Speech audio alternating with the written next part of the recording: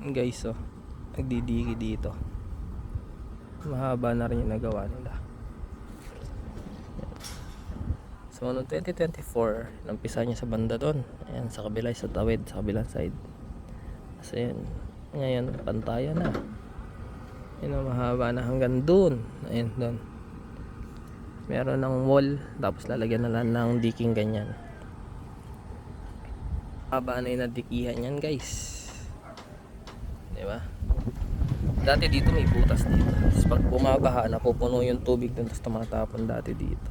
Ngayon nakasarado na din.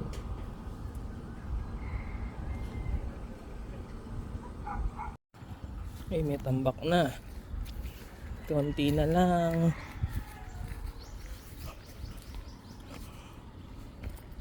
Alright, tataas na lang yung ring.